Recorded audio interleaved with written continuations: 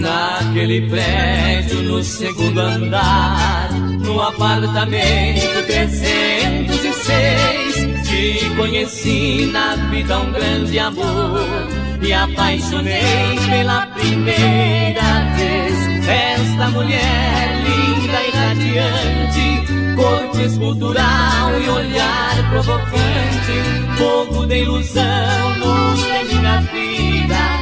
Te amo demais, paixão proibida, deusa da ternura, doce amada amante. E agora que você se foi, não tenho teus carinhos, por isso eu não quero mais ficar sozinho. Vou te procurar pela última vez. Quero acabar de uma vez por todas com esta loucura, e para você foi simples aventura no apartamento 306.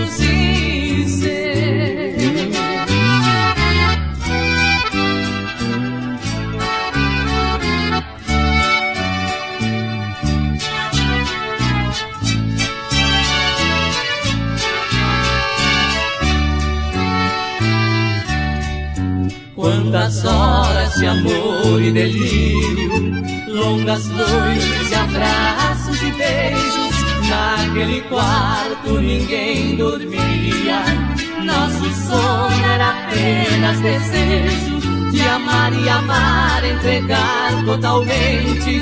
Dois corpos suados na cama macia, o cansaço vinha e um dia chegava, e mais uma vez você se entregava. Depois em meus braços cansada dormia.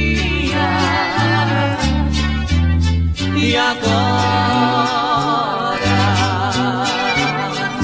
que você se foi, não tenho teus carinhos, por isso eu não quero mais ficar sozinho. Vou te procurar pela última vez. Quero acabar de uma vez por todas com esta loucura, e para você foi simples aventura no apartamento 300.